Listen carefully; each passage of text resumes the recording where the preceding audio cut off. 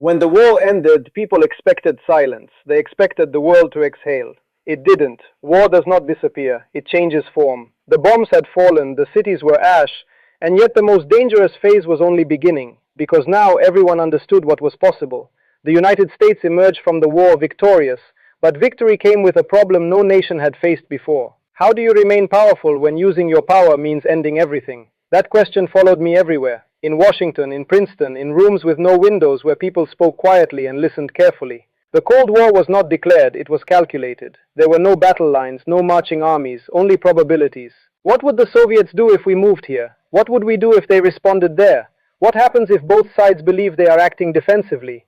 These were not moral questions, they were strategic ones. And strategy at this scale required abstraction. You could not think in terms of people anymore. You had to think in terms of players, rational actors, limited information, conflicting incentives.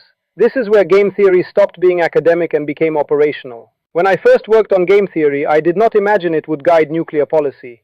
I simply wanted to understand conflict, why cooperation fails, why escalation feels inevitable, why intelligent people make catastrophic decisions. The answer was disappointingly simple. They respond to incentives. At the RAND Corporation, I watched as mathematics replaced intuition. Scenarios were built, moves were simulated, outcomes were ranked. If one side strikes first, what is the optimal response?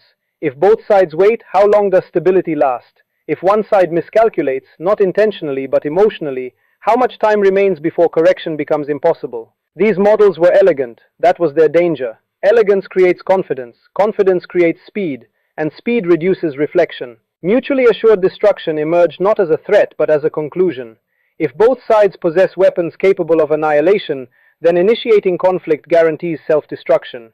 Therefore, rational actors will not initiate conflict. The logic was airtight, the assumptions were fragile.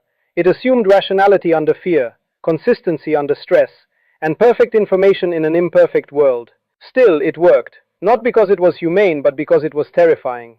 Fear is a stabilizing force, up to a point. I advised policymakers who never intended to press the button, and yet they demanded absolute certainty that the button would work. This contradiction never bothered them. It bothered me, because systems designed to never be used have a way of being tested. As computers grew more powerful, our reliance on them increased. Calculations that once took days now took minutes, then seconds.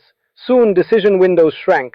Human judgment became the slowest component in the system. That is when people began asking whether machines should be allowed to decide. Not openly, quietly, in phrasing like automatic response or fail-safe mechanisms. Language softened responsibility. I warned them, not loudly but clearly. Automation does not remove risk, it redistributes it. You trade human hesitation for machine certainty, and certainty when wrong is unforgiving. At the same time, my work on computer architecture accelerated. Storing instructions and data together made machines flexible. It also made them unpredictable. A machine that can change its own process can surprise its creator.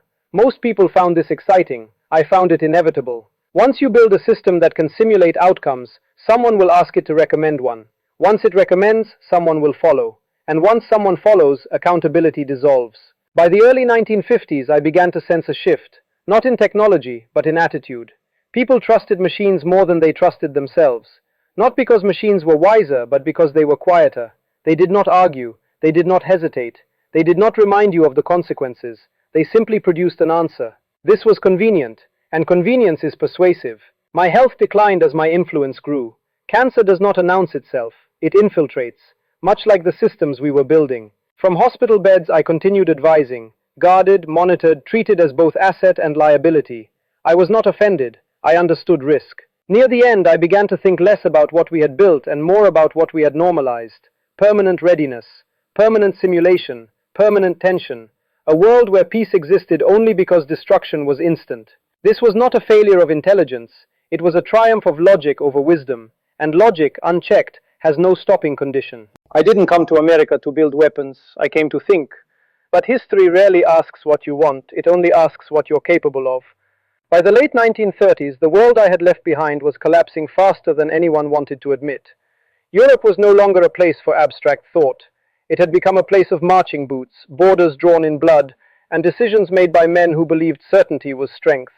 America felt different, not peaceful, just confident. At Princeton, I was surrounded by minds that believed problems could be solved if you broke them down far enough. Physics, mathematics, economics, strategy. They all spoke the same hidden language. I spoke it fluently. Then the war came to us. The war that demanded thinkers. When the United States entered World War II, it didn't just mobilize soldiers, it mobilized intellect.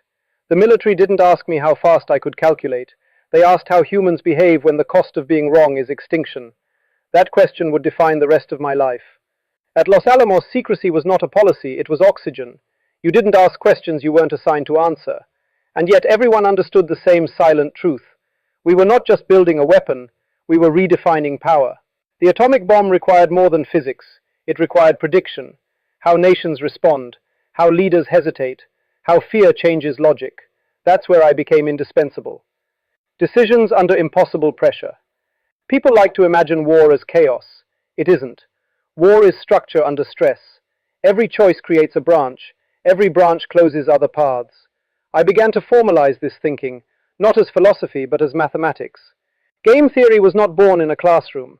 It was born in the realization that rational people given enough fear stop behaving rationally. Two enemies, both armed, both aware that the first to act might be the first to die. This wasn't theory, this was nuclear reality. Mutually assured destruction was not a threat, it was a conclusion. Why machines became necessary. Human minds were no longer fast enough. The calculations required for nuclear reactions, missile trajectories, and strategic simulations exceeded what teams of mathematicians could do in time. So we built something new. Not a machine that thinks, a machine that calculates faster than thought. I helped define the architecture. Memory separate from processing. Instructions treated as data. What people later called the von Neumann architecture was never about ego. It was about survival. If decisions would shape the fate of millions, then delay was immoral. The strange calm of power. After the war, people celebrated. I didn't. I had seen what certainty creates. The United States now held a kind of power humanity had never possessed before, the ability to end history in an afternoon. And power doesn't ask for wisdom, it asks for justification. So I stayed close to the system, advising, calculating, warning. Some called me cold. They were wrong. I was precise. The paradox of intelligence. The smarter our systems became, the more dangerous our mistakes grew. I understood something early that others resisted. Intelligence amplifies intention, not morality. A brilliant strategy in the wrong hands is catastrophe with paperwork. That realization haunted me. Machines would get faster, decisions would get automated, and humans would trust them too much. I said it openly.